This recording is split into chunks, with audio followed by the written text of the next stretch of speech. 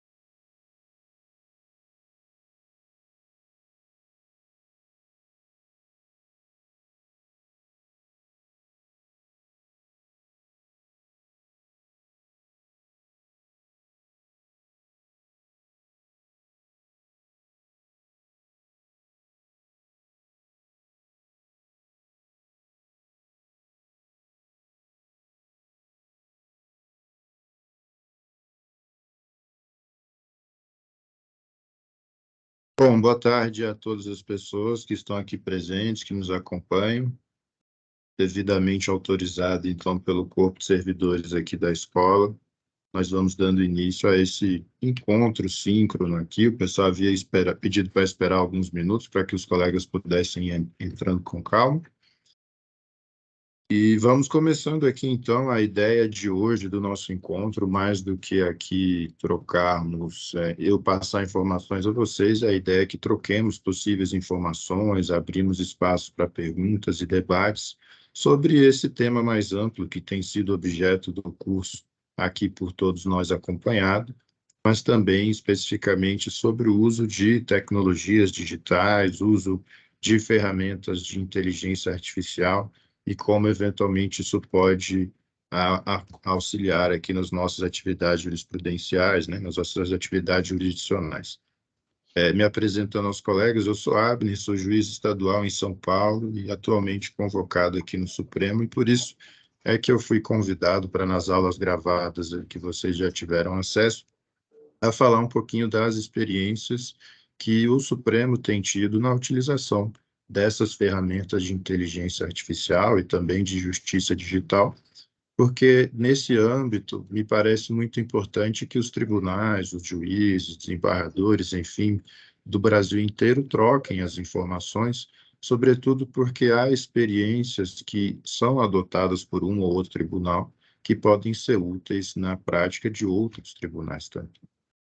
E a ideia, então, dessa minha fala inicial é repisar alguns dos fundamentos que nós já discutimos na aula que foi gravada especificamente para esse curso, acrescentar algumas informações, inclusive diante do lançamento de uma nova ferramenta de inteligência artificial lançada pelo Supremo nas últimas semanas, para que, ao final, então, a gente possa ter a oportunidade de, eventualmente, abrir a palavra a alguém que queira se manifestar, alguém que queira fazer alguma contribuição. Muito bem, a essa altura do curso, e antes mesmo, né, de que os senhores e as senhoras fizessem esse curso, já nos parecia claro de que é preciso repensar como prestar a atividade jurisdicional de forma célere, de forma qualitativa, de forma também quantitativa nos desafios que todos nós temos nesse cenário de uma era digital.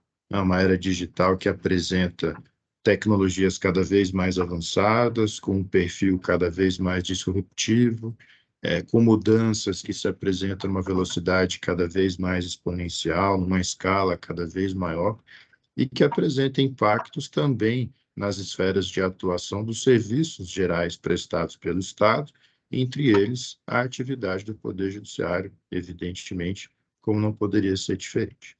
E a partir desses novos desafios, ao mesmo tempo em que nós temos novos desafios, também me parece que nós passamos a ter também novas oportunidades.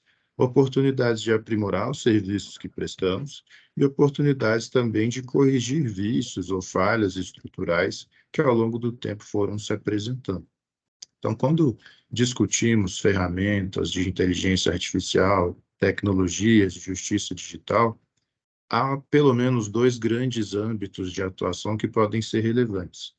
Primeiro, melhorar a forma que já fazemos algumas atividades, por exemplo, possibilitando que eventualmente audiências possam ser feitas pelo meio virtual, por sistemas telepresenciais, mas que essas tecnologias, em um segundo momento, não sirvam apenas para que nós façamos de uma nova forma aquilo que sempre fizemos, mas para que também possamos fazer novas coisas diferentes daquilo que outrora fazíamos. Ou seja, a ideia de que as próprias funcionalidades do Poder Judiciário como um todo, dentro do objetivo mais amplo de prestar um serviço jurisdicional célere, de qualidade e que resolvam os conflitos jurídicos ali colocados, possam ser executadas essas tarefas a partir de novos formatos, novas ideias que, dentro desse perfil disruptivo, podem nos auxiliar à utilização dessas novas tecnologias. Por isso é que trabalhamos a ideia de que, além de que as cortes, o poder judiciário em si, sejam lugares físicos, onde são prestados os serviços de alguns séculos, também possamos pensar a ideia do poder judiciário de cortes como serviços, serviços que podem ser prestados de formas variadas, o serviço de tutela jurisdicional, a ideia de um serviço público, na sua concepção mais ampla, de dirimir conflitos, de compor controvérsias e de aplicar o direito a cada caso concreto. Que dentro dessas diversas formas, é possível conciliar formas de prestar esse serviço, executar esse serviço de forma física, de forma virtual, de forma telepresencial, e, em alguns momentos, também com auxílio de ferramentas de inteligência artificial, por que não? Não para que substitua, pelo menos nesse primeiro momento, a atividade humana, a atividade dos juízes e juízas brasileiros, mas para que naquilo que possa ser útil, essas ferramentas possam auxiliar, justamente para que tarefas mais repetitivas, tarefas mais automáticas, enfrentamento de caso, a identificação de casos similares, possam ser feitas por essas ferramentas que auxiliem essa atividade humana e que, portanto, ajudem e otimizem o tempo e o esforço da atividade humana. Então, nesse primeiro momento, essas ferramentas que já discutimos nas nossas aulas e que hoje também aqui repisamos, permitem a melhoria de fluxos de trabalho na atuação jurisdicional. Claro, nós mencionamos os exemplos do Supremo, mas que também pode ser pensado na realidade da Justiça Federal de primeira e de segunda instância, sobretudo naquilo que são problemas específicos também da Justiça Federal. Claro, cada um dos ramos da Justiça apresenta as suas dificuldades específicas a partir dos contextos regionais, a partir das competências jurisdicionais específicas que são exercidas. Mas essas ferramentas podem ser bastante úteis, então, nesse objetivo, nesse esforço mais amplo de melhorar os fluxos de trabalho de cada uma das cortes, das varas judiciais, que pode envolver, entre outras ações, a automatização de algumas tarefas manuais, de algumas tarefas repetitivas, que são realizadas ou pelos próprios magistrados, ou muitas vezes pelos servidores que os auxiliam também, nesse esforço de conjugar o que a inteligência artificial pode ter de útil, sem abandonar, evidentemente, aquilo que no âmbito da inteligência humana é também insubstituível. E nas aulas gravadas que foram disponibilizadas aí para vocês no curso, nós já falamos de duas ferramentas de inteligência artificial que são já utilizadas pelo Supremo, que foi o Projeto Vitor e o robô Rafa também. Só relembrando muito rapidamente, o Projeto Vitor foi desenvolvido já há alguns anos, tem sido desenvolvido pelo Supremo, há pelo menos 5 ou 6 anos, justamente para tratar os dados textuais de processos jurisdicionais e, a partir desses dados tratados, identificados e também filtrados, permitir a identificação de enquadramento dos processos em temas de repercussão geral já existentes. Claro, é uma tarefa pensada a partir de uma função que é atribuída ao Supremo Tribunal Federal e que, nesse escopo específico, talvez não seja de maior utilidade para o dia a dia de grande parte dos colegas. Mas vejam que há uma ferramenta, por exemplo, que poderia auxiliar também os tribunais de segunda instância no momento daquele primeiro juízo de admissibilidade, tanto do recurso extraordinário, em relação aos temas de repercussão geral, quanto também em relação ao recurso especial, em relação aos temas de recursos especiais repetitivos. E vejam que também há um outro campo possível de aplicação de ferramentas como essa, a partir do desenvolvimento de novos institutos, como o da relevância da questão federal a ser arguída também no âmbito do recurso especial, segundo a recente emenda constitucional, conhecida por todos e todas, mas que ainda desperta algumas controvérsias ou algumas discussões de ordem doutrinária na forma de sua aplicação. Mas, independente da forma de sua aplicação, vejam que essas ideias trazidas por esse projeto Vitor, por mais que, nesse primeiro momento, se assemelhem a uma atividade muito específica do Supremo, pode ser também utilizada por outros tribunais, inclusive no âmbito da segunda instância. E vejam aqui um exemplo prático em que essas atividades desenvolvidas pela ferramenta Vitor de inteligência artificial não substitui a atividade humana, porque continua havendo, na prática, inclusive, a fase humana de análise, de revisão e de eventual correção daquilo que foi identificado em um primeiro momento pela ferramenta de inteligência artificial.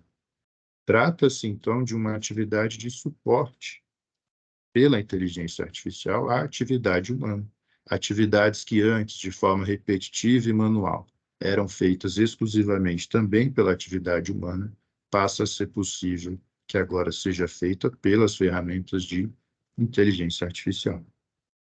O segundo, que nós também já havíamos mencionado, e por isso, em relação a esses, estou só falando mais rápido aqui, retomando algumas ideias centrais, é o projeto da Rafa, que foi utilizado também no Supremo, e essa desenvolvida pelos próprios setores técnicos do Supremo. O Vitor havia sido realizado em uma cooperação técnica com a Universidade de Brasília. Esse projeto da Rafa, essa segunda ferramenta de inteligência artificial, foi essa desenvolvida pelo próprio servidores, pelo próprio setor técnico do Supremo.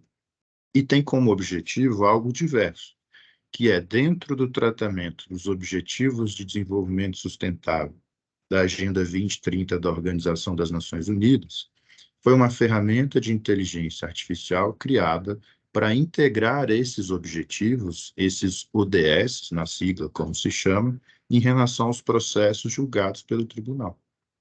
Para que naqueles processos de maior relevância, especialmente casos de ações originárias, do controle concentrado de constitucionalidade, e também recursos extraordinários dotados de repercussão geral, se pudesse ter não apenas uma maior transparência daquilo que se enfrenta nesses temas, mas também essa análise comparativa com aquilo que, no plano internacional, o Brasil também se obrigou a observar dentro da ideia de alcançar esses objetivos até o ano de 2030.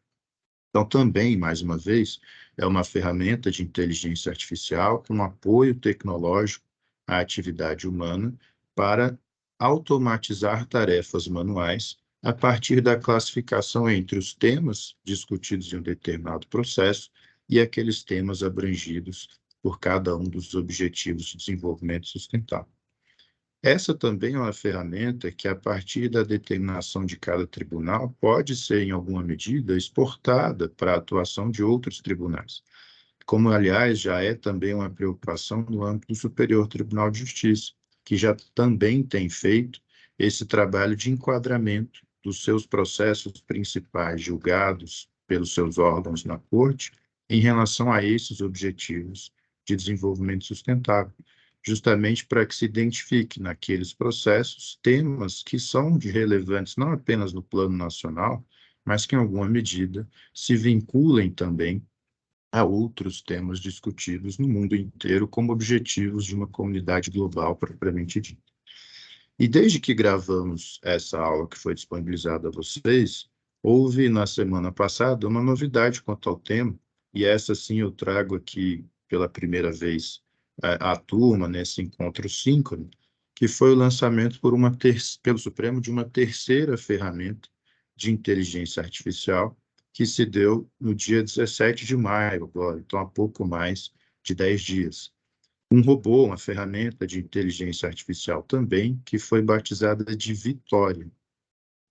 E a Vitória, já em resolução editada pela ministra-presidente, Rosa Weber, é um novo robô, uma nova ferramenta de inteligência artificial, também essa criada pelos próprios setores técnicos do Supremo e que tem por objetivo algo que pode ser muito útil na realidade de qualquer atividade jurisdicional, né, de primeira, segunda instância, tribunais superiores, que é o agrupamento de processos por similaridade de temas.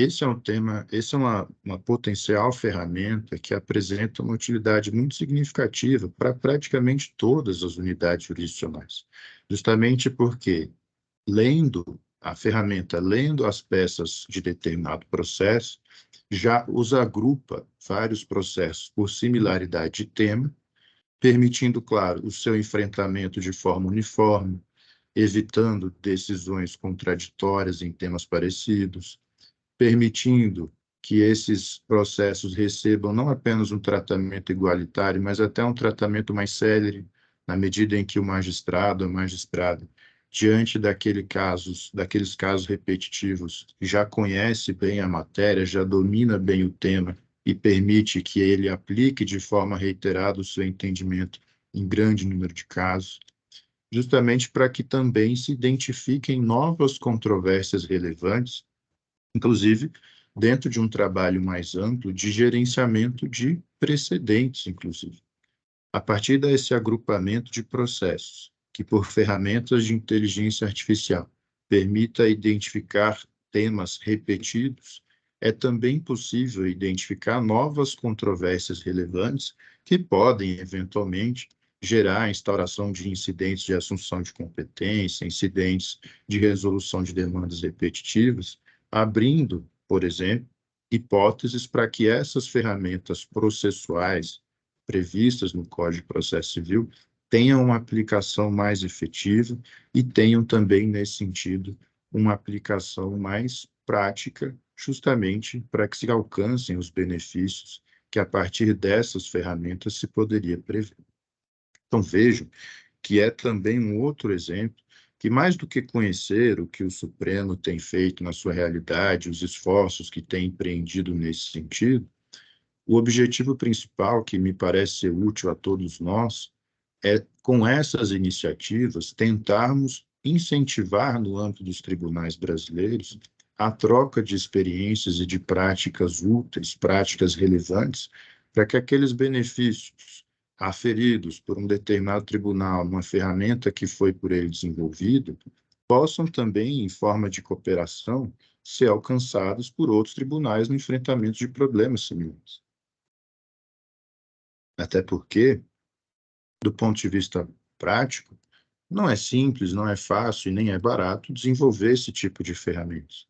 De modo que é necessário que haja esse esforço coordenado do ponto de vista nacional para que práticas como essas possam ser eventualmente replicadas ou mais do que replicadas, também adaptadas à realidade de cada um dos tribunais brasileiros no enfrentamento dos seus problemas, otimizando a prestação da tutela jurisdicional, otimizando a tarefa dos seus juízes e juízas que possam focar efetivamente os seus esforços, o seu pensamento naquela atividade eminentemente decisória, que depende, então, da convicção do magistrado, da magistrada, na análise de cada um dos processos sujeitos à sua competência.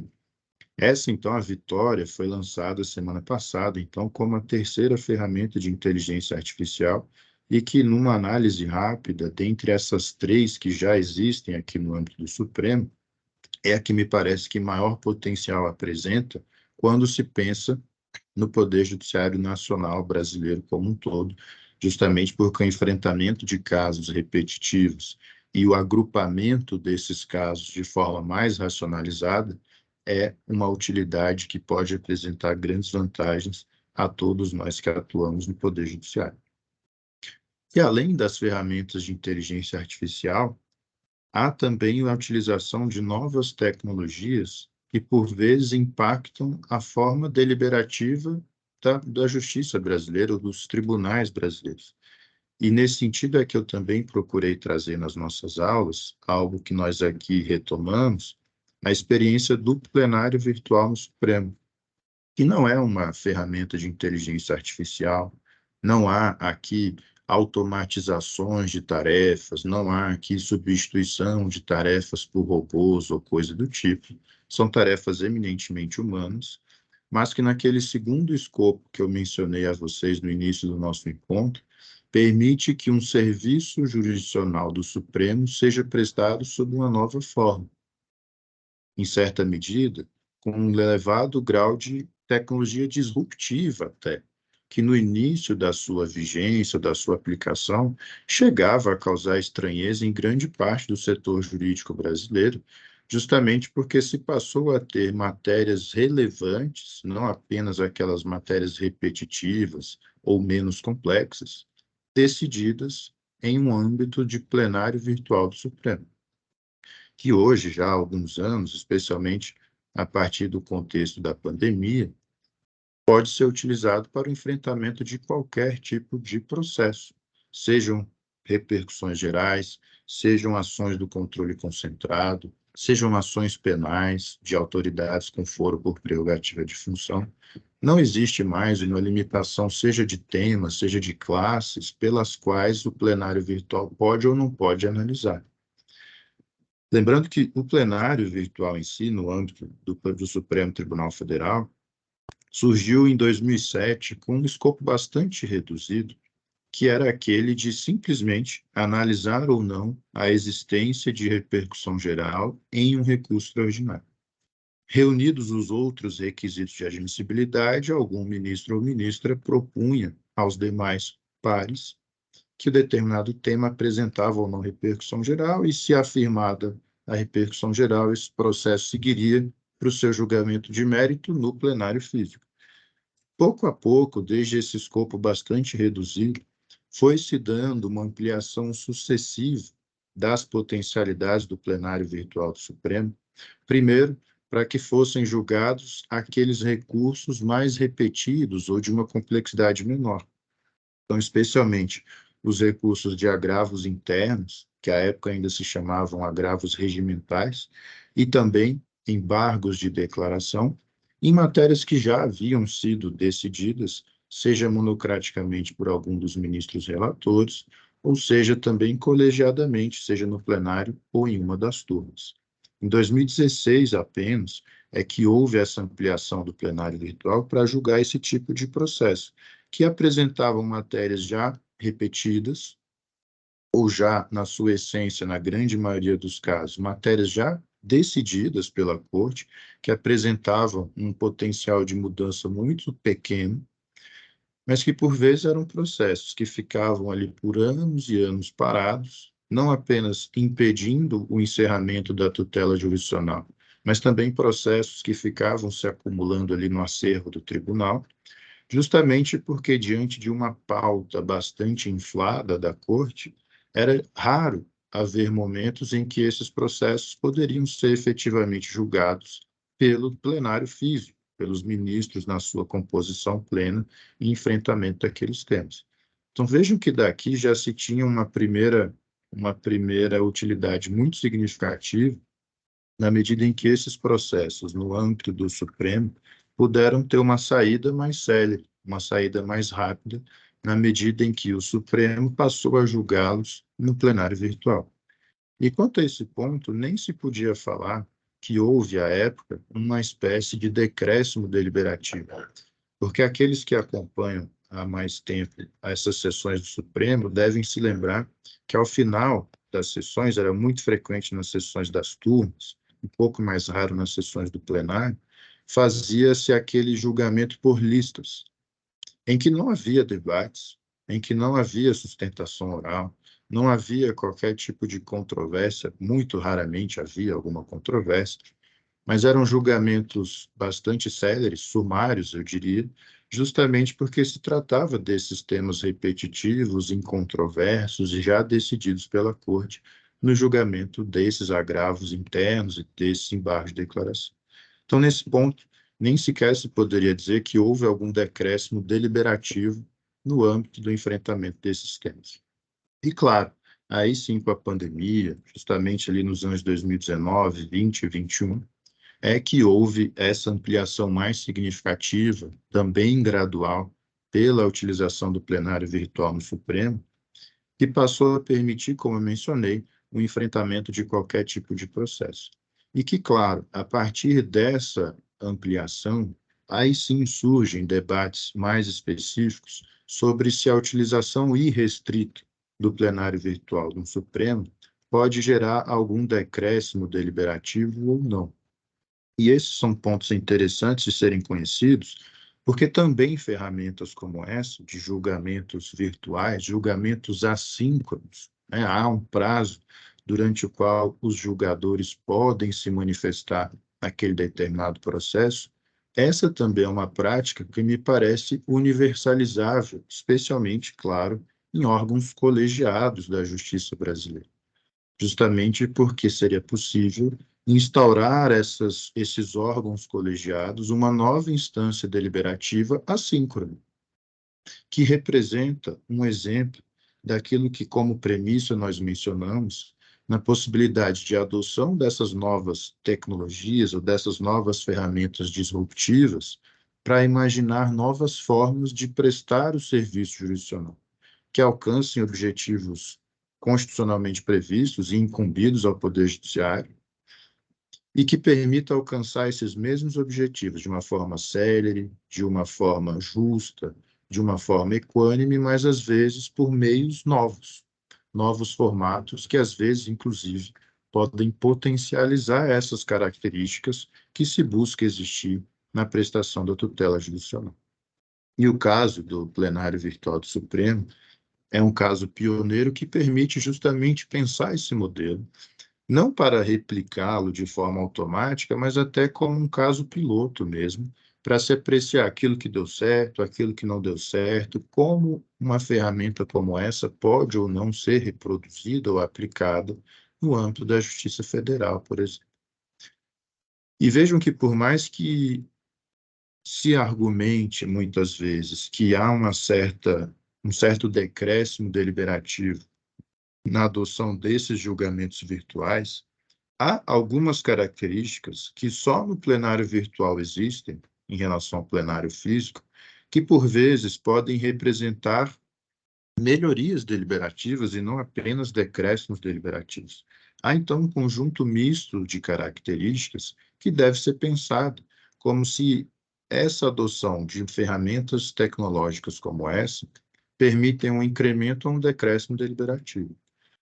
Quanto ao decréscimo, parece mais natural nós imaginarmos, justamente porque nessa espécie de um julgamento assíncrono, não existe aquela troca de razões orais e simultâneas entre os ministros, ou mesmo entre os advogados, quando sustentam, não estão ali diante dos ministros, não podem formular questões de ordem orais. Esse é o principal ponto que se apontaria como um certo decréscimo deliberativo. Não obstante, o plenário virtual hoje permita questões de ordem, permita pedidos de vista, pedidos de destaque, votos acompanhando, votos divergindo, mas tudo isso numa forma escrita, não mediante essas trocas de razões orais. Por outro lado, há algumas potencialidades que essa forma de julgamento assíncrono pode apresentar. Por exemplo, assim que um caso tem a sua análise iniciada no âmbito do julgamento virtual no Supremo, os textos do ministro relator, seja seu voto e seu relatório, passam a ser públicos, não apenas para os outros ministros, mas públicos mesmo, para as partes, para os advogados, para pesquisadores, de modo que, dentro de 6 dias úteis, cada uma dessas partes dos seus advogados passam a ter a possibilidade de dialogar com esse voto. Então, é um modelo que permite também medidas de interação e reação dialógicas com a manifestação do relator e também de outros votos vogais que sejam inseridos no sistema de votação ao longo desse tempo. Algo que muito dificilmente no julgamento presencial se tem, quando já no curso do julgamento se conhecem as manifestações, e salvo quando há, eventualmente, o adiamento de um processo para outra sessão subsequente, não há ali um espaço que permite às partes, eventualmente, dialogar com aquele voto proferido e buscar expor as suas posições em relação aos outros julgadores que ainda manifestarão suas opiniões, seus votos naqueles casos. Então, há esse incremento de um acesso às manifestações dos julgadores e a possibilidade de com elas dialogar. Na prática do Supremo, um outro ponto que pode ser citado como um certo incremento deliberativo é também que no plenário virtual, nessa deliberação assíncrona, a inclusão de um processo em julgamento deixa de depender da inclusão em pauta pelo ministro ou ministra presidente. Porque nos julgamentos físicos do Tribunal Pleno, cada um dos ministros, relator de um feito, conclui a análise desse feito, libera para julgamento, e a partir daí a inclusão efetiva desse processo na pauta do plenário físico depende de uma decisão do ministro presidente ou da ministra presidente, que é quem organiza os calendários de votação. No plenário virtual não há esse filtro de pauta pela presidência do tribunal. Basta ao ministro relator a inclusão do seu processo que quer ver julgado no âmbito do plenário virtual. E, claro, se algum outro ministro eventualmente discorda do julgamento desse caso em um ambiente virtual, aí passa a ser possível que esse ministro eventualmente promova o destaque.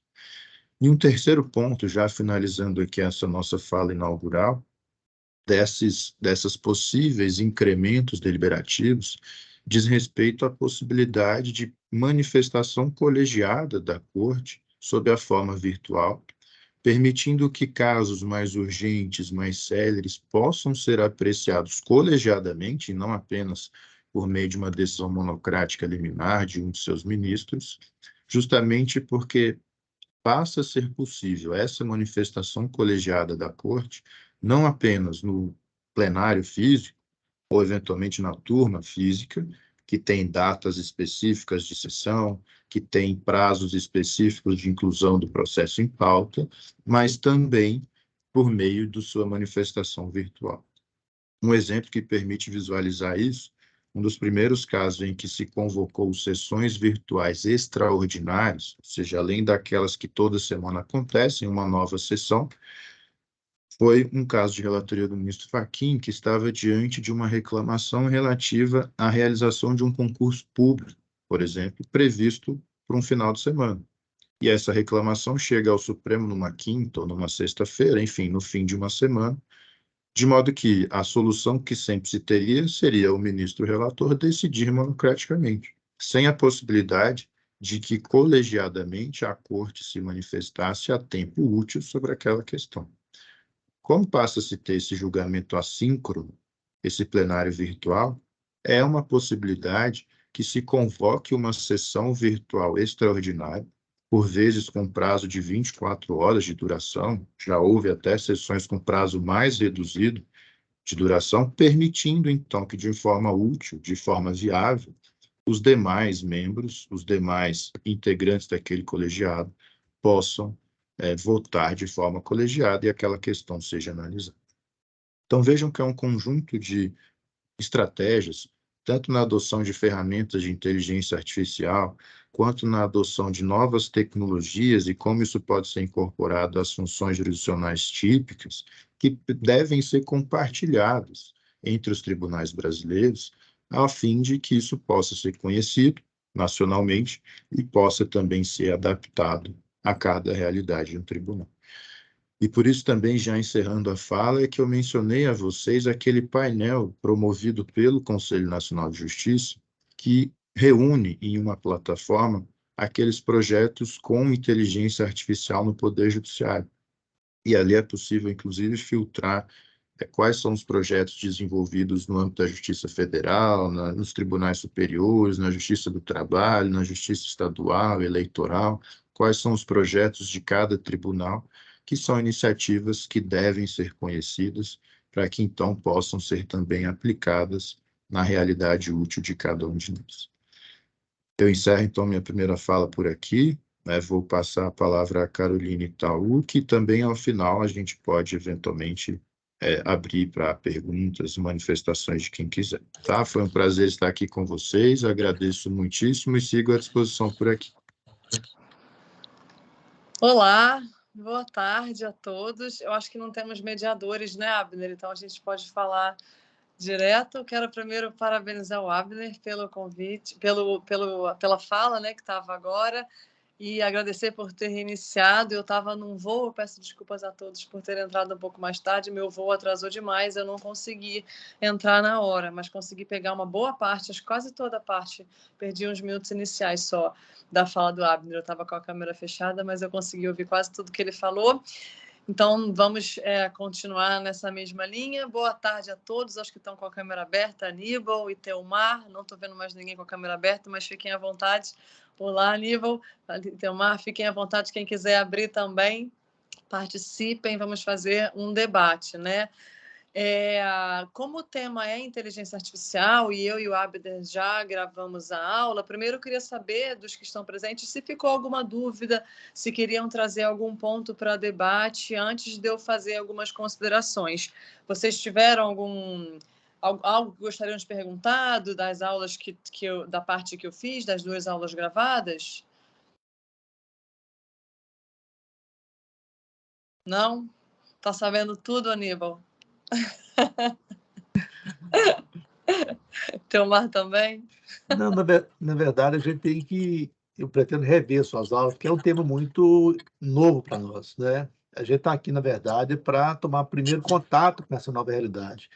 Até então, para nós, juízes, era algo assim, quase que desconhecido. Por isso, me matriculei nesse curso, para saber o que está acontecendo nos bastidores e nós seremos amanhã atores dessa nova realidade. Então, eu vou ter que rever seus vídeos, o do Abner também, para tentar amadurecer, vamos dizer assim, todo esse complexo de informações, é isso.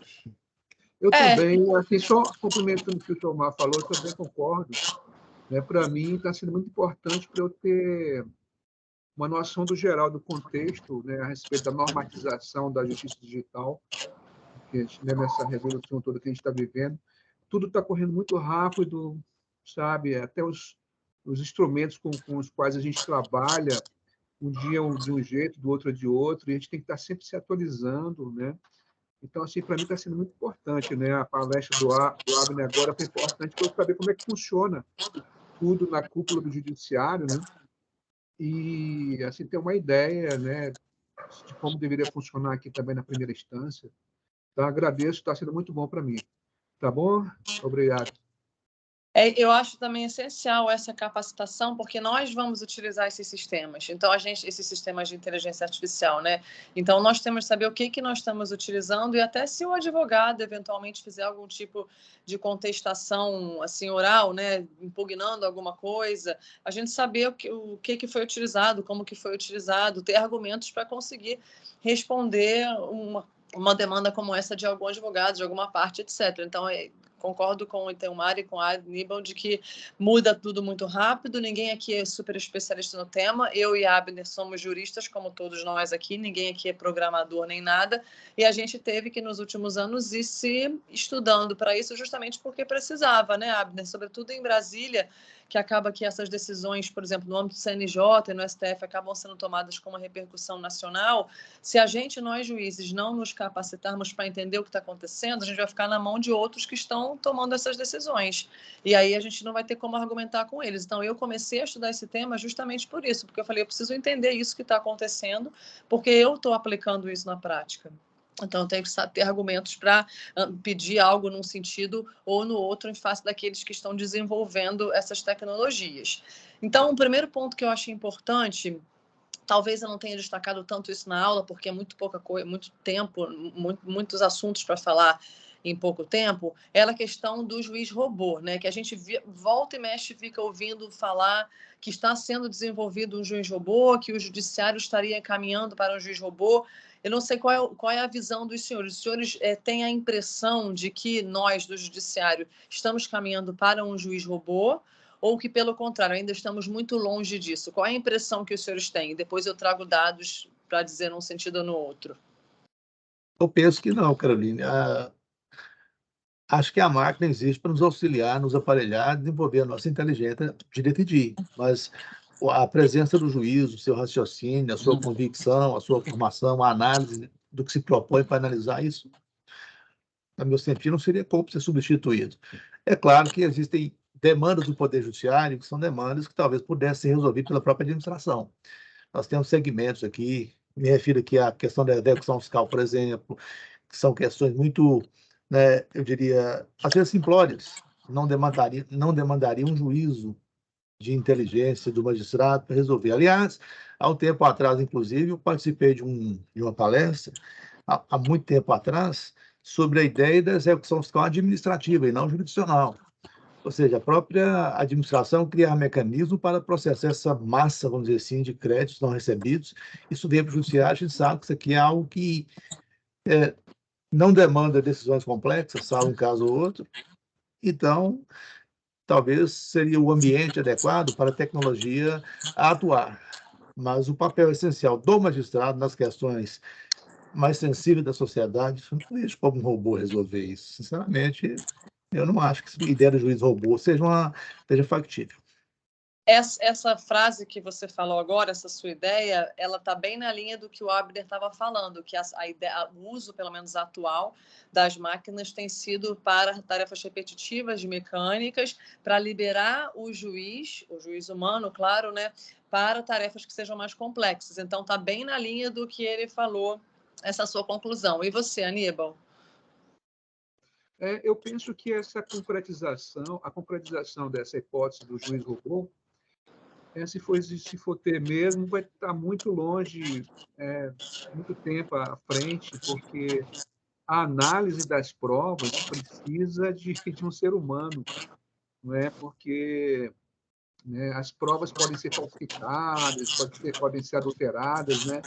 E eu acho muito difícil um robô ter esse tirocínio, essa sensibilidade de analisar as provas, né, que são colocadas, mesmo no processo penal, né, a gente verifica que tem muitas situações que são difíceis, né, serão difíceis para que um robô, né, um sistema tecnológico possa apreciar, para dizer, olha, essa prova aqui, ela serve para, por exemplo, uma hipótese de aposentadoria rural, né? A gente verifica muitas adulterações na data e a prova foi fabricada né? Então, eu acho que a sensibilidade do juiz, do ser humano, ela sempre vai ser importante para conferir tudo. Eu acho que esses programas todos que eu tomei conhecimento somente agora, com a exposição do Abner, com todas as aulas, né, com o seu artigo também, né, sobre aqueles vários programas, softwares, né, para fazer análises de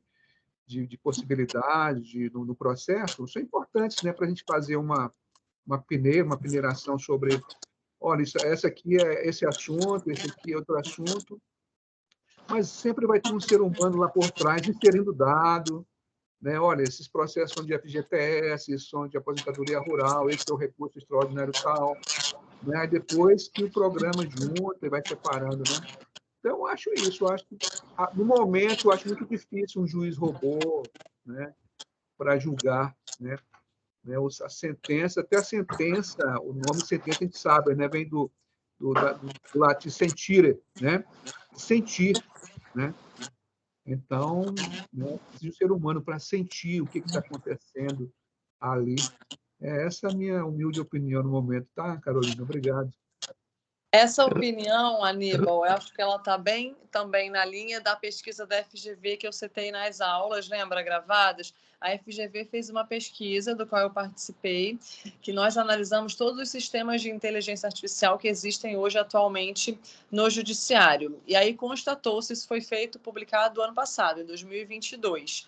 E aí, na aula gravada, eu cito que ela constatou que existem hoje 64 sistemas de inteligência artificial espalhados pelos tribunais do Brasil. Se eu não me engano, são cerca de 46 tribunais que têm esses 64 sistemas.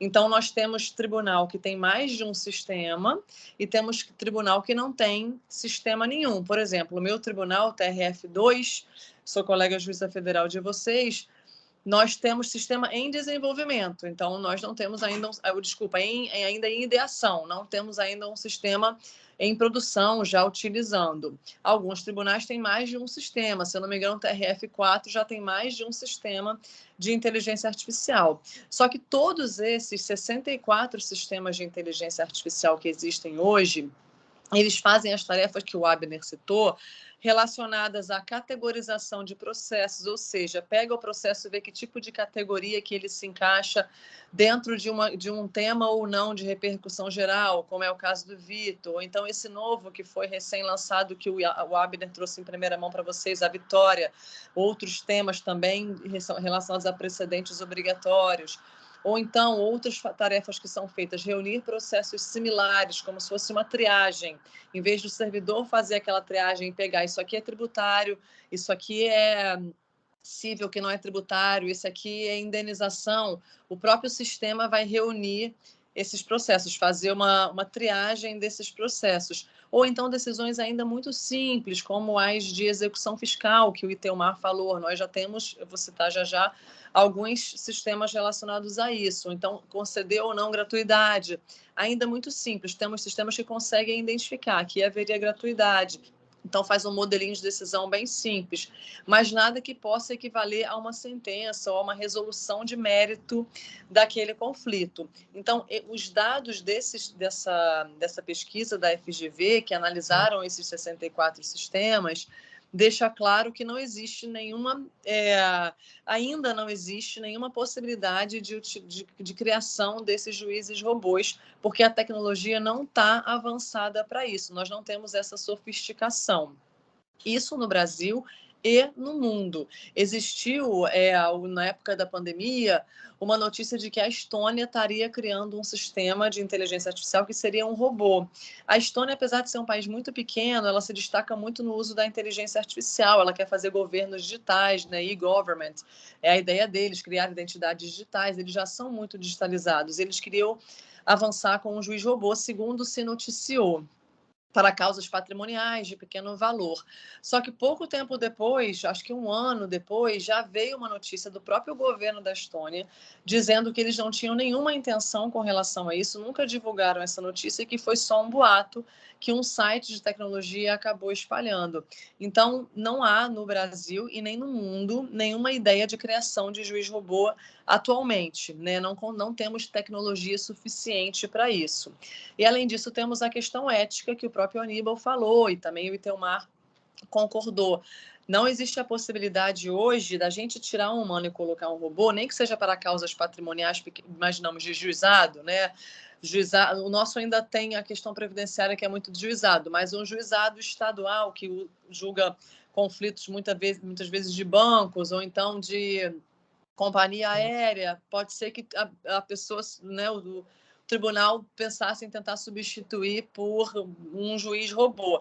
A gente tem muito uma questão ética que a gente não consegue ultrapassar ainda na fase atual brasileira e também mundial. Então, a gente não consegue falar nada de não existe essa. Sempre que falarem existe a criação de um robô, existe o plano de fazer um juiz robô? Não existe. No momento atual, do ponto de vista tecnológico, não existe. E do ponto de vista ético, a sociedade, tanto a brasileira quanto a internacional, né, a literatura, a academia, não apoiam essa criação. Então, quanto a isso, acho que a gente pode ficar com essa ideia por hora, né? Tudo muda muito rápido, mas por hora é essa a ideia. E aí, dentro desses sistemas que eu falei para vocês, desses 64 sistemas que a gente tem hoje, eu não me lembro de cabeça qual é o do TRF-1, mas eu acho que o TRF-1 tem sim um sistema de inteligência artificial, se eu não me engano. Isso tem, todos esses dados tem na pesquisa da FGV, eu citei lá na aula, mas para quem quiser olhar depois, é só colocar no Google CIAPJ, que é Centro de Inovação, Administração e Pesquisa do Judiciário, FGV. Vai aparecer o centro lá, onde tem essa pesquisa, e vai estar lá, é só procurar publicações, vai aparecer a pesquisa lá, CIAPJ, FGV. E aí, nessa pesquisa, a gente pode dividir assim, os grupos principais desses sistemas de inteligência artificial. O primeiro grupo seriam sistemas que a gente usa no dia a dia e nem vê. Por exemplo, o TJ do DFT tem um sistema que auxilia no reconhecimento facial de quem ingressa no fórum. Em vez de ficar o guarda tirando moeda do bolso de todo mundo e relógio para conseguir passar no raio-x, existe um reconhecimento facial que verifica por biometria se a pessoa está autorizada ou não a entrar, e aí a pessoa passa sem ter que passar pelo raio-x. Outros sistemas de inteligência artificial, embora muito rudimentares, que utilizam, se eu não me engano, é do Paraná, que auxilia o segurado, o consumidor, a tirar suas dúvidas no juizado. É um sistema criado especificamente para juizado. Em vez da pessoa ter que contratar advogado ou tirar suas dúvidas do juizado com advogado, tira no próprio sistema, nesses chatbots, mas são muito simples, muito rudimentar, né? Chatbot é uma coisa tecnologicamente muito simples. Então, esse seria um primeiro grupo de sistemas que só auxilia na administração do fórum, não auxilia o juiz, auxilia na parte administrativa do fórum. Um segundo grupo de sistemas um pouco mais avançado, ele já auxilia o juiz, ou seja, todos nós quando estamos julgando, só que ele não faz minuta de qualquer tipo de ato, ele auxilia a categorizar processos, a reunir processos similares, como isso que eu falei para vocês, fazer a triagem de processos, pegar processos que são muito parecidos em relação aos temas de repetitivos, e aí reunir aqueles processos repetitivos. Um bom exemplo é o Atos, do STJ, é um dos melhores sistemas que existem hoje, ele é, inclusive, do ponto de vista tecnológico, segundo os programadores e as pessoas que estudam a fundo essa parte de tecnologia, ele é mais o Atos, ele é mais avançado do que o Vitor do STF. O Atos, ele é mais avançado do que a Rafa do STF, não é, Abner? E aí ele tem uma tecnologia muito sofisticada para lidar com a infinidade de processos que tem no STJ, né, que é o maior tribunal brasileiro em relação ao número de processos. Então, o Atos, por exemplo, ele faz uma seleção de processos similares para auxiliar no gabinete dos ministros, ajuda a fazer a triagem de processos para chegar para o ministro já temas similares para julgamento. Ou seja, não é nada avançado que vá substituir também o ministro.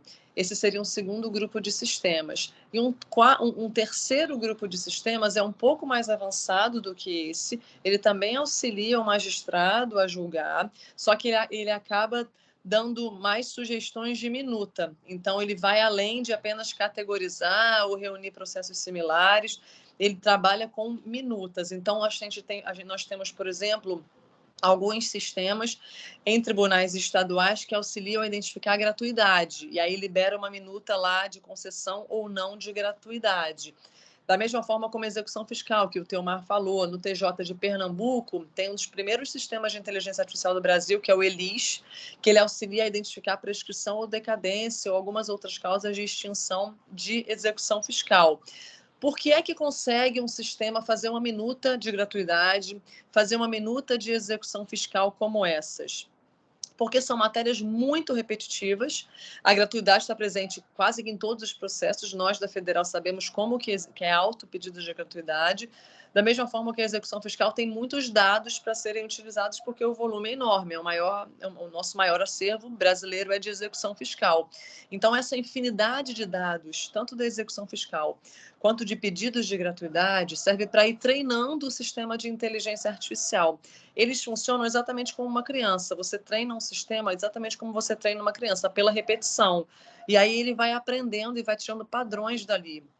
Quando você coloca várias decisões de gratuidade, milhares de decisões de gratuidade, para um sistema e dá para ele o comando, por meio do algoritmo, de que ele tem que, daquele conjunto de decisões de gratuidade, extrair um padrão. Nesse conjunto aqui de milhares de decisões, foi dada gratuidade para quem tem até 3 salários mínimos, ou então para quem tem isenção no imposto de renda e para quem mora nas áreas X, Y e Z da cidade.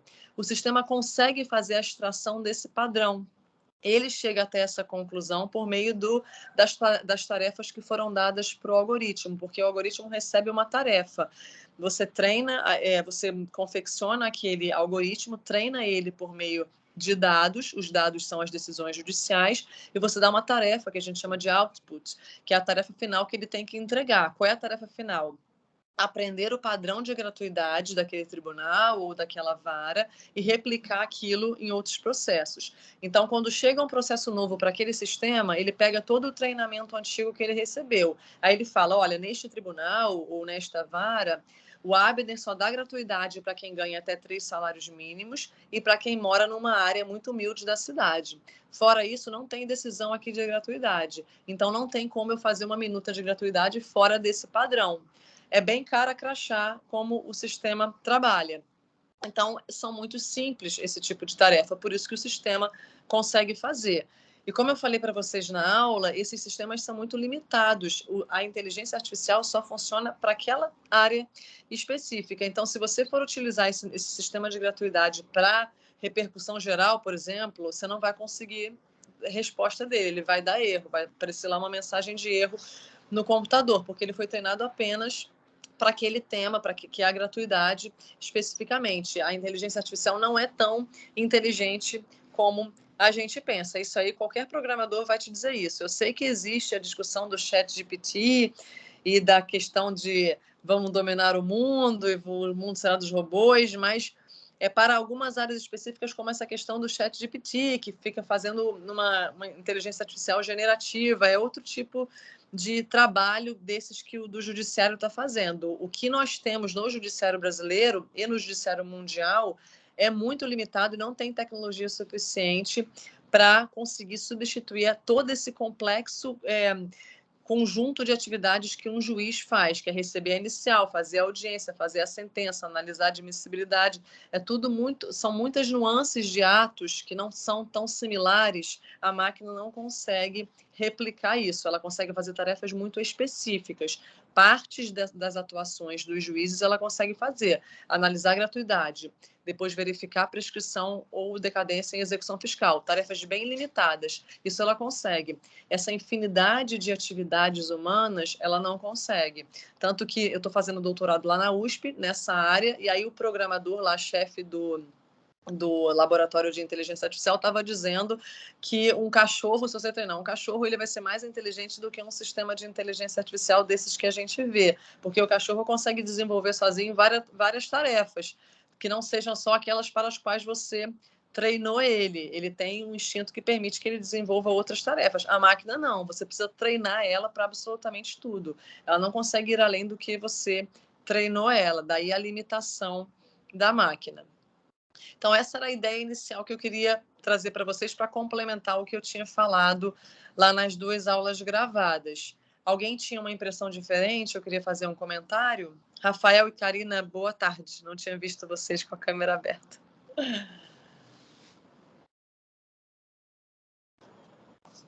Alguém tinha uma impressão diferente? Vocês sabem se no TRF1 tem sistema de inteligência artificial? Já utilizaram aí na prática alguma coisa que suspeitaram que fosse? Não tenho conhecimento, não, Carolina.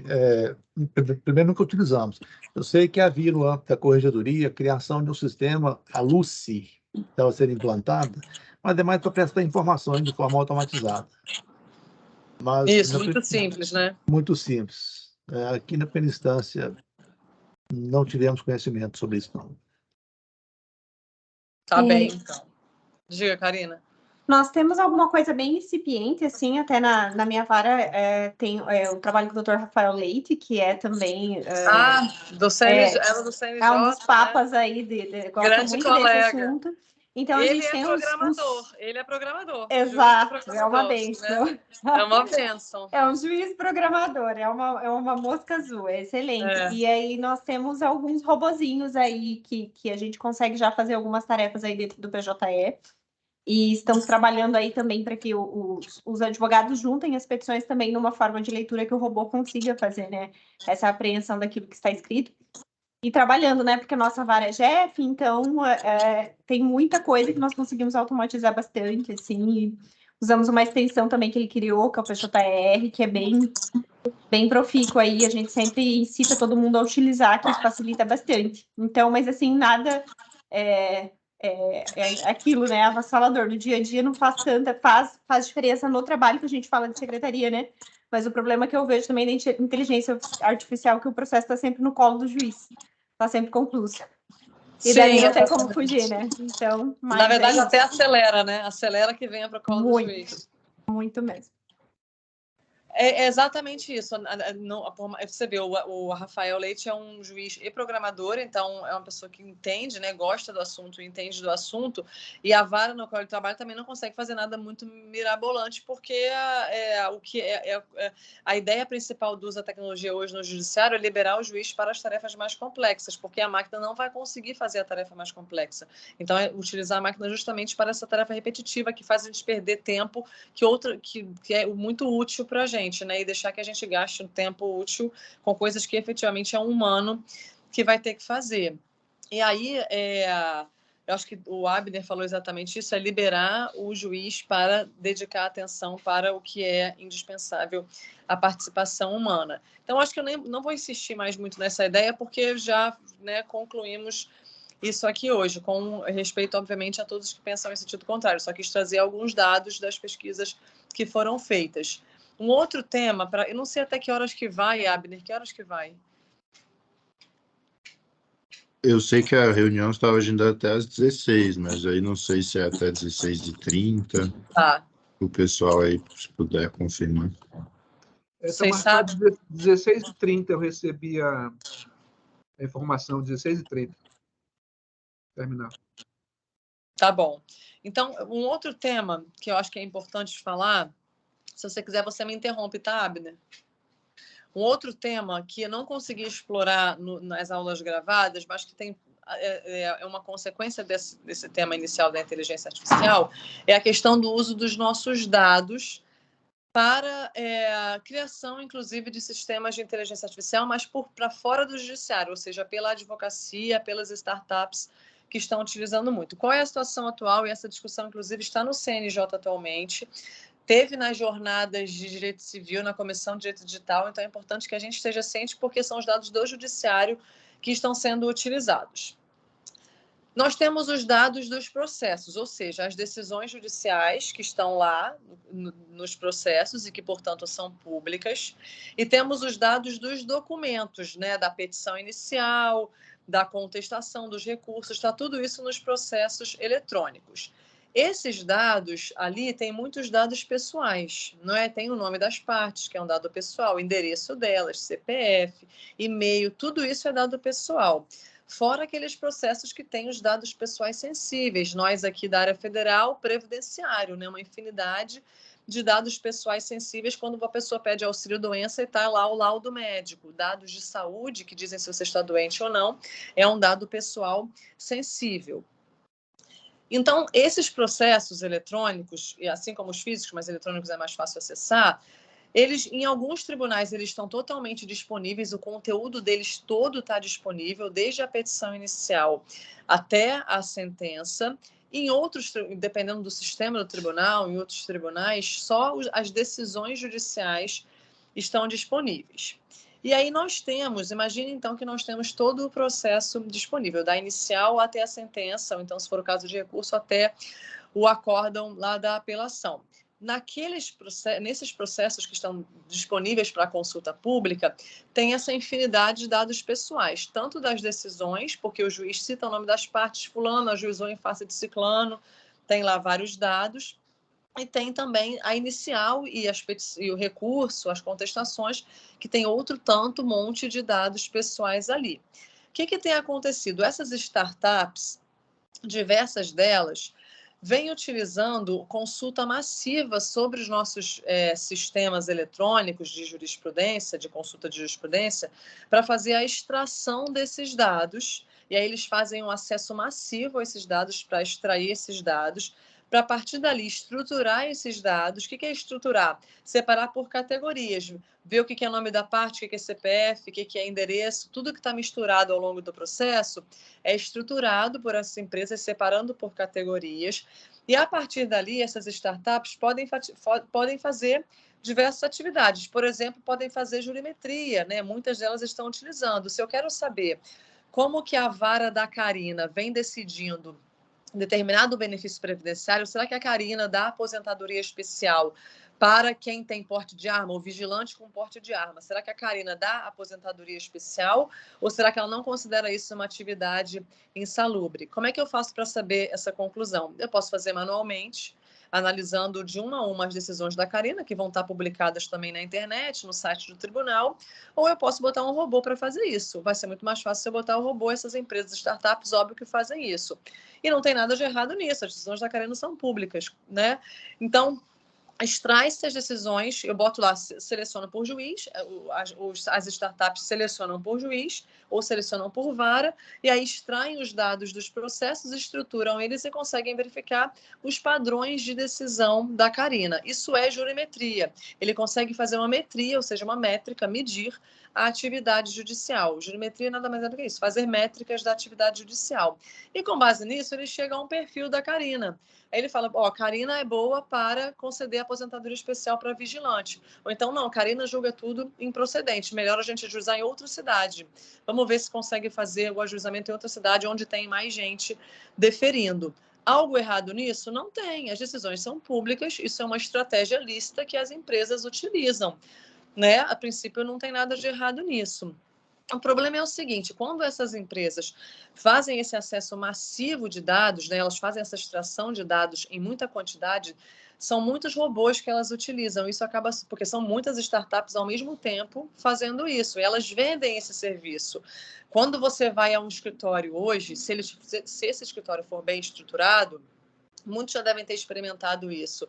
Se o escritório for bem estruturado, o advogado vai te falar, doutora, vamos por essa tese aqui, porque por essa aqui não tem sucesso nessa vara, ou então por essa aqui não tem sucesso nesse conjunto de varas. Como é que ele chegou a essa conclusão? Utilizando muitas vezes jurimetria, padrões que foram extraídos de decisões judiciais. O problema é o seguinte, essas empresas estão ganhando com isso, elas vendem esses serviços para os clientes que procuram elas. E elas, quando acessam os nossos sites dos tribunais, elas sobrecarregam sobremaneira o nosso sistema. As TIs dos tribunais sempre falam que elas têm que investir mais para manter aquela página, para manter a estrutura da jurisprudência, porque tem acesso constante de robôs para fazer a extração de dados. Então, isso gera um custo para o judiciário. Nós pagamos a mais para melhorar os nossos sistemas, para sustentar o sistema, para poder viabilizar esses acessos massivos a dados por essas empresas de tecnologia, que, por outro lado, estão lucrando com esses acessos. Elas não estão fazendo isso de graça, elas vão vender isso para alguém. Qual é a questão que está hoje no CNJ sendo discutida em um dos grupos de trabalho? Será que o judiciário poderia cobrar dessas empresas pelo acesso aos dados? Porque os dados são do Poder Judiciário, são dados pessoais das partes que levaram para o Poder Judiciário e confiaram a custódia, né, daqueles dados ao judiciário. Elas não querem que diversas empresas fiquem utilizando, a menos que sejam apenas os dados que estão nas decisões judiciais, porque aí a decisão é obrigatoriamente pública por uma questão constitucional. Fora isso, os dados das peças que muitos sistemas disponibilizam, sistemas processuais, não deveriam ser disponibilizados. Se eles forem disponibilizados para essas empresas, então elas teriam que pagar por isso. O judiciário poderia cobrar pelo acesso a esses dados. Então, isso é uma das discussões. será que nós podemos cobrar pelo acesso dessas empresas aos dados da nossa jurisprudência e aos dados que não são tão evidentes da jurisprudência, como a petição inicial, a contestação, mas que podem ser acessíveis pela consulta processual? Isso é uma questão. E a outra corrente diz, olha, não tem como você limitar o acesso dessas empresas, porque você vai estar... se você exige que haja cobrança, né, que haja pagamento, você vai estar dando mais poder para as empresas ricas, elas vão acabar pagando, porque para elas é lucrativo de todo jeito, e aí você vai diminuir o acesso de empresas menores, aí você vai só concentrar os dados mais ainda na mão das grandes empresas, que de qualquer maneira iam pagar, elas não vão se incomodar de pagar, porque elas lucram muito com esses dados. Aí tem essa discussão atualmente. Não está resolvida, mas é algo que vários tribunais, sobretudo os seus comitês de LGPD, não sei se alguém aqui integra, o comitê de LGPD do meu tribunal também está discutindo isso, como que vai fazer, se vai deixar os dados pessoais que estão nesses processos abertos, como estão hoje, ou se a gente vai pensar em alguma forma de limitar. Não sei se vocês têm alguma opinião com relação a isso, se já pensaram nesse tema. Acho que eu estava pensando aqui exatamente isso, porque o problema da nuvem, dos arquivos em nuvem, é esse, né? Porque uma empresa vai ter acesso às informações nossas que nós temos em nossos computadores, por exemplo. O aplicativo Word, atualmente, fica na nuvem da Microsoft, né? Então, se eu estou aqui, e aqui na Justiça Federal, aqui em Belo Horizonte, por exemplo, não se compra mais esse software da Microsoft Word para editar texto de forma individual. É na nuvem, né? Você está vinculado ao seu e-mail, e aí na hora de, por exemplo, eu estou numa operação aqui na Polícia Federal sigilosa, eu tenho que decretar a prisão de alguém, né? Determinar a interceptação telefônica, e eu vou digitar aqui no meu computador a decisão. A decisão fica arquivada na nuvem da Microsoft, né? Então, quem me garante que a Microsoft não vai usar esses dados, ou os servidores da Microsoft vão usar esses dados para fins escusos, né? Então, assim, a Justiça Federal aqui em Belo Horizonte disponibiliza um outro arquivo que é incompatível com o Word, né? Um outro editor de texto que é o LibreOffice, mas só que é até barato, até grátis e tudo mais, né? E nas decisões sigilosas, eu tento arquivar nesse LibreOffice, porque fica só no meu HD, para poder não abrir o sigilo para todo mundo, né? Então, a grande dificuldade é essa. Eu entendo que tem que ter uma limitação, né? Principalmente das questões sigilosas, para que porque hoje, por exemplo, parece que essa é a tendência, né? Porque no seu celular, né, você fica vinculado, por exemplo, a um e-mail do Google, da Microsoft, todos os seus dados estão lá, as fotos, ficam com eles, né? E eles têm acesso a tudo de você, até onde você mora, para onde que você vai. Então, eu acho que isso invade muito a outra esfera, né? Esfera pública, sigilosa, privacidade. Eu acho que tem que ter, principalmente nessas questões criminais, que são altamente delicadas, não é? Numa interceptação telefônica, se eu citar lá o que aconteceu na interceptação telefônica e ficar na nuvem da Microsoft, né? Isso pode ser um escândalo depois, se isso vaza, né? Então, eu acho que a justiça, em total, no seu contexto, a cúpula tem que se preocupar com isso, para evitar coisas piores, né? Esse é o meu entendimento assim, de bem leigo, né? Que eu ainda estou estudando essa questão toda, atualmente, né? Essa é a minha visão primeira sobre esse assunto, tá bom? Obrigado. Você limitaria, né, Aníbal, então, o acesso a esses dados, um acesso massivo, né, pelas empresas de tecnologia? Limitaria. Diga, Rafael. Oi, boa tarde. Esse tema é bem complexo. O que eu vinha pensando é que talvez se pudesse diferenciar se esse acesso, se esse uso dos dados se dá para fins comerciais, se ele integra uma atividade lucrativa ou se esse acesso se dá para fins de pesquisa. E aí eu acho que se ocorre para fins comerciais, parece que é mais, assim, mais fácil justificar uma cobrança ou que a empresa que acessa esses dados realize um pagamento.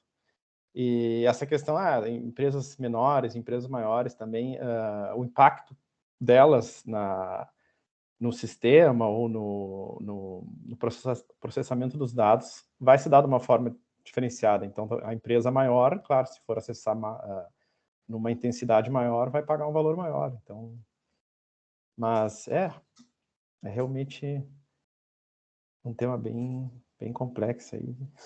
Aguardamos a solução.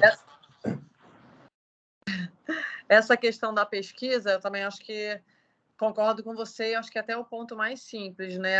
Se está acessando para fins de pesquisa, não tem muita controvérsia a princípio, no sentido que é possível o acesso, claro, senão a gente limita a pesquisa. Nos Estados Unidos, eu lembro que no CNJ já estavam falando exatamente isso, os Estados Unidos cobram por acesso massivo a dados. Depois eu posso até mandar para vocês, se quiserem, eu mando pelo pessoal da escola, né, e eles compartilham. Tem lá uma determinação para o conjunto de cortes para que seja possível cobrar, é uma cobrança baixa, alguns cents, para acesso massivo a dados por empresas. Então, se eu, como parte, quero acessar dados do processo, óbvio que eu posso, tanto as decisões quanto as peças. Se eu, como advogado, também quero, também posso, advogado daquele processo. Todas as peças, e se for advogado em geral, eu acho que também pode. Mas se for e se for pesquisa também, empresas de pesquisa também podem, assim como pessoas individuais que estão acessando. Eu, eventualmente, quero saber se o Aníbal é um bom pagador e eu quero ver as minúcias de um processo dele que não esteja coberto por sigilo, claro. Também vou poder ver individualmente. Agora, empresas, os Estados Unidos cobram por empresas. Eu vou mandar depois, vou ver se eu acho aqui o link, aí conforme for eu compartilho. É possível que os Estados Unidos admitem que haja cobrança de empresas para acessar os dados. Mas é um país que tem um sistema de justiça muito mais dificultoso do que o nosso, né? 90% das causas terminam em acordo, nem chega a ingressar efetivamente no judiciário. Aqui é o oposto. 12% a 14% das causas terminam em acordo. A maior parte efetivamente ingressa no judiciário. Nós somos um sistema muito mais acessível do que o sistema norte-americano. Então, é uma ideia de justiça diferente, por isso que importar essa ideia para cá acaba sendo um pouco controversa. Mas eu também acho que nós precisamos pensar para ter algum tipo de limitação, né? Embora não tão restrita, mas algum tipo de limitação. Eu vou procurar aqui daqui a pouco, com calma, e aí eu mando para vocês.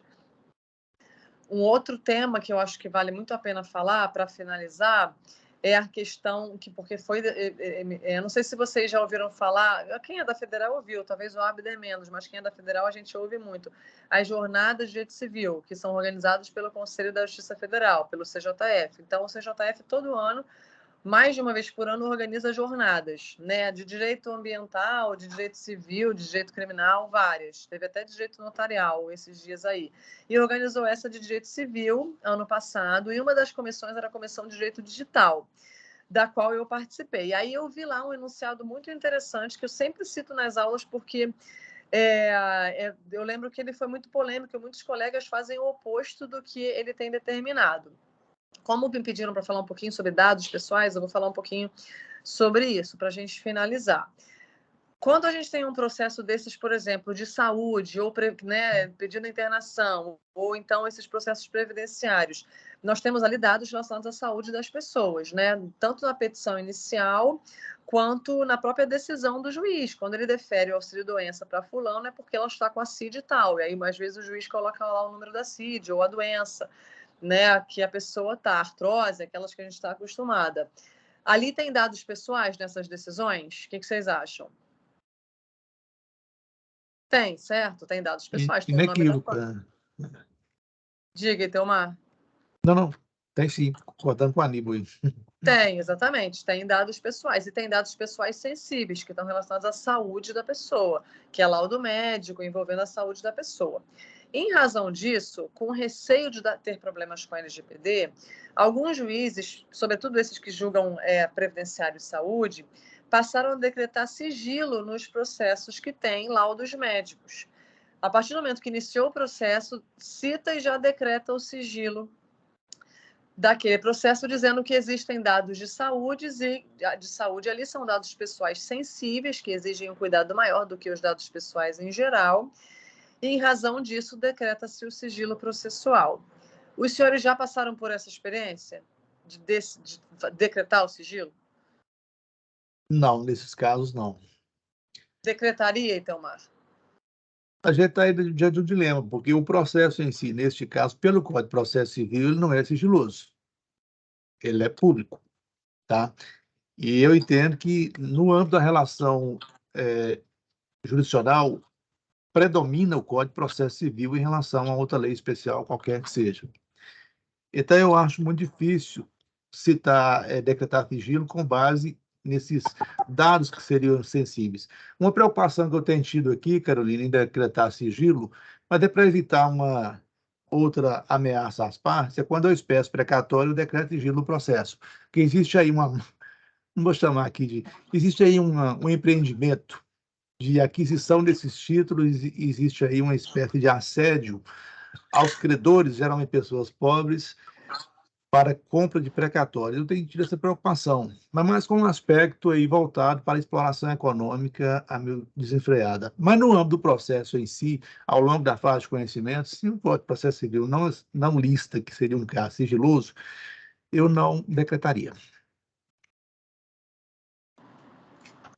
É só um complemento aqui, Carolina. Tem uma lei, é a Lei sim, da HIV, né? de 2022, que determina, né, a manutenção do sigilo de dados pessoais de pessoas quando a parte tem HIV, hepatite, hanseníase, tuberculose, não é? Então, eu acho que nesses casos é obrigatória a manutenção do sigilo dessas pessoas, desses casos aí, né?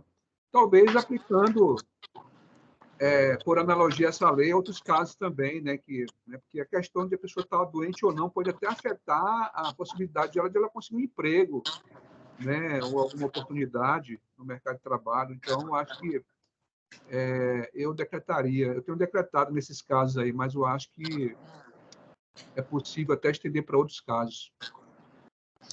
Essa lei aí não tem como a gente escapar, realmente. O que você queria falar, Rafael?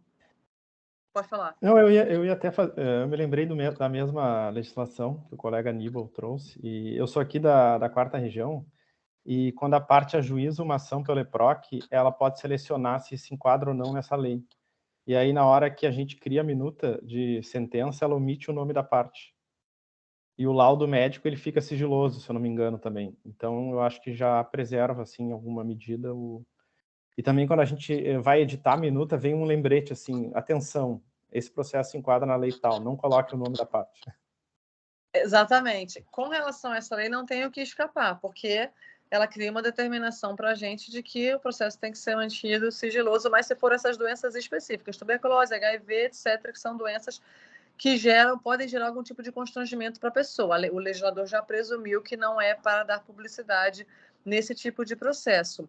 O problema é decretar o sigilo em todo e qualquer... O problema que estava sendo discutido, né? Cada um faz o que quiser, quem quiser decretar, decreta.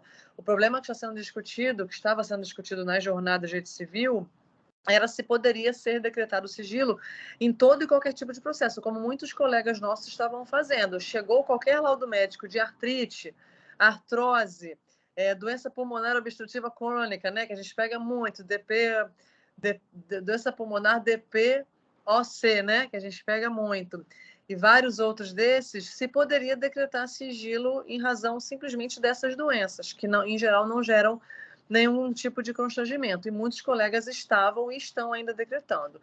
Chegou esse assunto nas jornadas, o ministro relator dessa comissão de direito digital dentro da jornada de direito civil era o ministro Cueva, e aí foi aprovado o enunciado proposto. É o enunciado 681, depois vocês deem uma olhadinha lá, nona jornada de direito civil, é a última do ano passado, nona jornada de direito civil, enunciado 681, que pode ser utilizado para citar nas decisões se quiser, que diz o seguinte: a existência de documentos em que há dados pessoais sensíveis, ou seja, laudos médicos, por exemplo, não obriga a decretação do sigilo processual nos autos. Cabe ao juiz, se for cabível, se entender cabível e a depender dos dados e do meio como produzido o documento, decretar o sigilo restrito àquele documento específico. que esse enunciado diz? Não é vinculante, mas é um enunciado que resultou de aprovação de diversos especialistas. Diz o seguinte, olha, o simples fato de ter um laudo médico no processo com dados pessoais sensíveis, como são os dados de saúde, não obrigam a decretação do sigilo processual. Por que não obriga? Pela razão que o Theomar falou, não tem lei que determine isso. O sigilo processual, por lei e pela Constituição, ele tem as hipóteses específicas. Uma delas é a da lei, né, que o Aníbal trouxe, o Rafael complementou, e as outras são as constitucionais, quando envolve questões de família, etc. Fora isso, não tem obrigatoriedade de decretar. Então, o simples fato de ter um laudo médico nos autos, não em razão da LGPD, por ser um dado pessoal sensível, não obriga que o juiz decrete o sigilo. Se o juiz entender cabível, se for o caso, dependendo daquelas circunstâncias, ele pode até decretar. Mas como? Restrito àquele documento. Então, ele evita dizer na decisão qual é a doença, né, também para não expor, e decretaria o sigilo daquele laudo médico, ou daquela petição inicial, ou daquela contestação que faz referência à doença, mas não decretaria de todo o processo. É assim que é a orientação desse enunciado 681 do ano passado, de 2022, das jornadas de direito civil. Não é obrigatório, não é vinculante, mas é algo, pelo menos, que a gente pode, né, utilizar, porque, a princípio, resultou de um entendimento de diversos especialistas. Não estamos decidindo também de forma solitária isso. Tem um conjunto de outras pessoas que pensam assim, resultou enunciado, é algo que a gente pode se embasar também. Vocês concordam com esse enunciado? Estava na linha do que vocês defenderam, né? Antes. O outro que eu queria destacar aqui, deixa eu só pegar aqui. Olá, Rodrigo. Olá, boa tarde, doutora. Boa tarde, tudo bem? Tudo bem. Eu aproveito para fazer duas ponderações. A primeira, com relação ao tópico anterior, é acerca de um eventual risco do abuso do poder econômico na cobrança, né, de algumas empresas, enfim, para acessar esses dados. E com relação a esse segundo aspecto, a senhora mencionou o enunciado da jornada civil, mas eu queria perguntar para a senhora se tem alguma discussão acerca de eventuais decisões do âmbito criminal, né, principalmente depois do recebimento da denúncia, enfim, que muitas vezes há reprodução de dados ali que são privados, se tem algum tipo de discussão também nesse sentido com relação à LGPD, doutor. Obrigado. Pois é, dentro lá do Congresso está aquele anteprojeto de LGPD penal, né, que está sendo desenvolvido, acho que já está inclusive na fase final. E aí tudo que é relacionado à LGPD penal não entrou nessa discussão que foi feita aqui das jornadas. Eu acho que é até uma discussão que gera até mais restrições do que esse aqui, né? Aqui até que a princípio ficou até mais fácil. Se você tem o dado pessoal sensível, você decreta, se for o caso, é só restrito aquele documento. No criminal, eu já acho que a discussão é um pouco mais complexa. Não tem discussão sobre isso ainda, porque eles, pelo menos dentro do CNJ, porque eles estão esperando essa aprovação ou não da LGPD penal, Rodrigo. Então, não tem ainda. Eu não vou te dizer algo, porque vai ser só o que eu penso, não vou ter fundamento para embasar isso. Acho que não vale a pena, mas a ideia é que seja mais restrito ainda. Isso eu posso te garantir. Mais restrito do que um acesso cível, pelo menos. Obrigado. E essa questão do poder econômico com relação ao acesso aos dados é a maior preocupação mesmo hoje, né? Com relação aos... se a gente passa a exigir também que empresas paguem para ter acesso aos dados, a gente vai concentrar o poder dos dados, né, na mão de grandes empresas que vão ter dinheiro para pagar. E aí elas vão conhecer cada vez mais o judiciário e fazer perfis de juiz, etc., porque elas têm acesso aos dados, elas podem pagar por isso. E as demais empresas menores que acabam cedendo ao não e não vão pagar, elas vão ficar mais excluídas. Então, a gente talvez a cobrança pura e simples não seja o melhor movimento. Tem que ter alguma coisa para diminuir esse eventual abuso do poder econômico que é possível que aconteça, né? É por isso que é uma discussão tão difícil.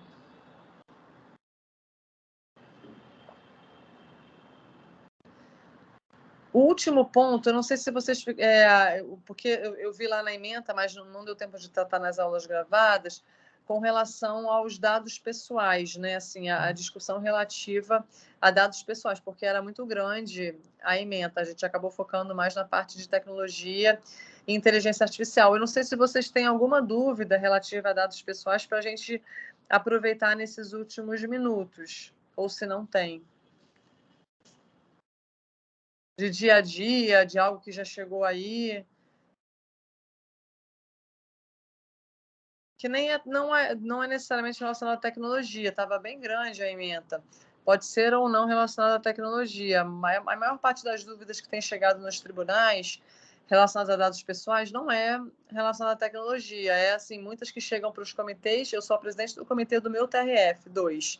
Então chega muita coisa, eu acabo vendo muita coisa em razão disso, né? Muito entra e sai de dúvidas de jornalistas, por exemplo, em que não tem nada a ver com tecnologia, mas que são muito comuns nos outros tribunais. Por exemplo, chegou semana passada uma dúvida de um jornalista que queria publicar na internet a idade dos desembargadores, porque ele dizia que é importante controlar a aposentadoria compulsória para ver a renovação das cadeiras de desembargador. Então, ele queria saber a idade dos desembargadores. Idade é um dado pessoal. Não é um dado pessoal sensível, porque não é relacionado à raça, etnia, religião, partido político, que são as características dos dados pessoais sensíveis. É só um dado pessoal, como é o nome, como é a identidade, como é o CPF, é a sua data de nascimento. Ele queria saber, então, a data de nascimento completa de cada um dos desembargadores. Como vocês sabem, tem desembargador que não revela a idade nem sob tortura.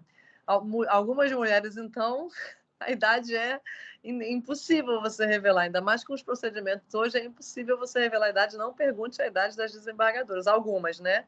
Algumas que não gostam e tem todos os motivos para não gostar. Cada um sabe de si. Não é obrigado a revelar a idade. E aí, como é que vai revelar a idade para esses jornalistas? Como que foi a resposta que a gente deu? Está até disponível lá no site, quem quiser olhar no nosso site do TRF2, dentro da página do comitê, eu pedi para colocar públicas as nossas manifestações para a gente trocar ideia com outros comitês, né? Porque as dúvidas são sempre as mesmas, para não ficar todo o tribunal quebrando a cabeça, as nossas estão lá públicas e eu consulto também de outros comitês. O que a gente decidiu nesse caso? Existem dados pessoais que são públicos, embora eles sejam pessoais, eles acabam obrigatoriamente tendo que ser publicizados. E existem dados pessoais que não precisam ser publicizados. Exemplos de dados pessoais que precisam ser publicizados: a nossa remuneração, onde você está trabalhando. Então, quer dizer, a sua lotação, assim como você, servidor público, magistrado, a sua remuneração e a sua lotação, o entendimento atual é de que, pela lei da transparência, tem que disponibilizar aquilo, porque é uma questão de controle democrático da atividade judiciária. Então, eu quero saber quanto que o Rafael ganha, eu quero saber onde o Rodrigo trabalha, qual é a lotação dele, etc., para fins de controle democrático. É um dado pessoal porque te identifica? Sim, saber onde o Rodrigo trabalha é um dado pessoal que identifica ele. Eu sei que ele é o titular daquela vara. São dados pessoais, mas eles são publicizados. Eu não posso querer limitar o acesso a esses dados. Não vou conseguir fazer isso no meu tribunal. A nossa remuneração está lá pública. Mas existem dados pessoais que não são publicizados, não precisam ser publicizados. A gente concluiu que a idade é um desses dados, a sua data de nascimento é um desses dados. Por mais que nós sejamos agentes públicos e que estejamos sujeitos a um crivo popular maior do que um empresário, por exemplo, a gente, quando faz concurso, está sujeito a isso, concordou implicitamente estar mais sujeito ao controle popular do que os empresários, não significa que a nossa privacidade deva ser devassada. A gente não abriu mão da nossa privacidade. Nós temos o mesmo direito constitucional à privacidade que qualquer outra pessoa. Então, eu não quero que saibam onde é a minha residência particular, eu não quero que saibam qual é a minha data de nascimento, ou se eu tenho algum outro problema de saúde, eu não quero que saibam isso, porque a minha privacidade não precisa ser devassada, apesar de eu ser uma magistrada e ser, portanto, uma agente pública. E a gente disse, esses dados pessoais, idade, nascimento, não são dados públicos, são dados pessoais, mas eles são privados, não é obrigatória a publicidade, porque eles não são indispensáveis para o controle popular. A população, para fazer o controle da minha atividade, não precisa saber a minha data de nascimento. Eu não preciso me expor a esse ponto. Ela pode fazer o controle por outras formas, não pela minha data de nascimento. Ela controla a minha remuneração, ela controla onde eu trabalho, mas ela não pode controlar a minha data de nascimento. Isso não é essencial para o controle popular, não faz parte do controle democrático, então nós negamos o acesso à idade dos desembargadores. Aí você pode perguntar, ora, mas então como é que eu vou saber, como é que a jornalista que perguntou, por exemplo, vai saber se está chegando ou não a data de aposentadoria compulsória, para ela poder divulgar, né? O TRF2 libera daqui a 2 anos 2 vagas por aposentadoria compulsória. Por outras formas, acesso à lista de antiguidade, por exemplo, outras formas, mas não pela divulgação da data de nascimento. Então, nós limitamos o acesso a isso. Não sei se vocês concordariam, se vocês não se incomodam de ter a sua data de nascimento divulgada, indiferente.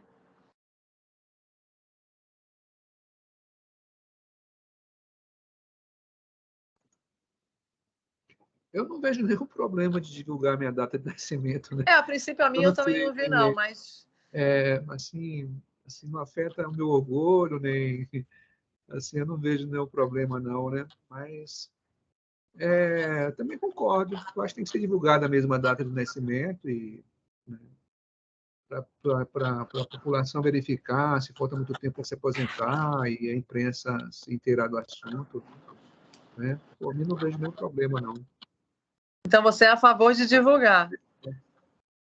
Eu sou a favor de divulgar. Foi ao contrário do que a gente decidiu. A comissão decidiu o contrário, que não pode... Decidiu o contrário, decidiu limitar. Não, mas, assim, é um assunto polêmico, entendeu? A gente está criando fundamentos para assuntos que não existem ainda. É uma questão de interpretação, entendeu? Eu sei, mas eu não vejo nenhum problema, não. Não vejo nenhuma ofensa, privacidade. Para saber se a pessoa está... A pessoa sabe se a pessoa está velha, se está jovem, pela aparência. Olha na foto e vê se ele está mais de 50, entendeu? Então, assim... A gente fez uma pesquisa com os outros TRFs, né, com os outros tribunais, e a maioria estava dizendo que não divulgaria, por uma questão de privacidade, para não causar uma devassa na privacidade. Mas, assim, se você for ver os ministros do STF, assim como do STJ, eles têm lá, se você botar no Google, aparece a data de nascimento deles, quando tomam posse, aparece tudo. E está público, assim, são ministros, né, também, que seria a mesma situação de desembargadores. Para eles ali não teria problema. Ninguém viu o problema, mas eu vi que a discussão dos desembargadores estava dizendo para... A maioria estava evitando divulgar, e eu concordei. Achei que não prejudicaria o controle popular. Mas controverso. O assunto é polêmico, não tem nada certo. Tá bom. Pode liberar a sua, Aníbal. Pode. 10 de agosto de... Né? Uma interrogação aí, vou ter que procurar no Google, hein? Tanto que os tribunais, a gente fez essa pesquisa também, muitos tribunais, os TRFs, a maioria deles, parou de divulgar aquelas listinhas de aniversário. Pode ver que muitos a gente não recebe mais essa parabéns pelo aniversário no dia do aniversário, porque a iniciativa privada começou com essa ideia e a gente importou de que a data de nascimento não deveria ser divulgada sem autorização da pessoa, do servidor ou do juiz. Porque é um dado pessoal, tem gente que não quer que a data de nascimento dela seja divulgada, salvo se ela concordar. Então, você não pode divulgar nem o data do aniversário, né, 17 de março, quanto mais o ano e de forma pública para jornal. Então, aí que a gente limitou mesmo, foi mais um motivo nessa linha aí.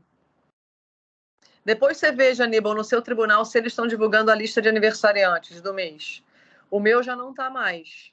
Não foi eu nem passou pelo comitê lá nosso isso. O meu tribunal aqui tem poucos meses de instalação aqui, é TRF6, entendeu? Então... sim. Ciclo do TRF1 ano passado, então a gente ainda está fazendo a estruturação e a organização toda. Né? Inclusive, a gente vai passar para o EPROC lá para o mês de setembro, que é o do Rafael, né? O Sistema Judicial do Rafael. Né? Nós estamos deixando o PJE, né? E vamos começar do zero aqui para estudar tudo e verificar. Sim, sim. Mas, assim, né, eu acho que esses dados sensíveis, né, são muito divulgados em alguns sites, né, assim, que divulgam os dados pessoais, até o endereço, né, das pessoas. O nosso CPF, se você der um Google com o seu nome, vai aparecer... Eu achei o meu CPF outro dia. no Google, está disponível por algumas publicações do meu tribunal. Então, de fato, não adianta tomar muito cuidado, porque os nossos dados já estão publicizados, né? Mas, podendo limitar... É verdade, é. Tá bom. Bom, gente, como são 4h20 e pouco já, eu não vou tomar mais tempo de vocês. O que eu queria falar, já falei. Muito obrigada pelas conversas, pelas respostas, pelo diálogo, foi ótimo. Aos que abriram a câmera, aos que não abriram, eu sei que nem todo mundo pode abrir. Muito obrigada, foi um prazer estar com vocês, participar desse curso, na companhia do meu amigo Abner, lá de Brasília, grande Abner. Espero que nós tenhamos outra oportunidade de nos encontrarmos. Se estiverem também por Brasília, quiserem passar lá pelo CNJ, né, Abner, pelo STF, é só nos avisar. Vai ser um prazer receber todos. E o meu e-mail está no final das nossas aulas gravadas. Tem lá o e-mail para quem quiser trocar ideias. Também está disponível com a organização, o Ilan tem também, é só pegar com ele o e-mail, o WhatsApp, qualquer coisa. Estou à disposição para conversarmos, tá bem? Também só agradecer mais uma vez, que eu aprendi muito aí com as colocações da Carolina e dos colegas também, e acho que o principal benefício que sobressai de práticas e cursos como esse é a nossa troca de experiência, né? Muitos de nós temos problemas comuns e, às vezes, alguns de nós têm soluções melhores do que as que nós mesmos conseguimos pensar. Então, é importante trocar essas experiências para auxiliar na nossa missão aí do dia a dia. Então, também estou à disposição dos colegas e bom final de semana por aí. Tchau, gente. Obrigada, Abner. Obrigada a todo mundo. Até a próxima. Obrigado a todos aí. Felicidades para vocês. Até a próxima. Tchau, tchau. Tchau.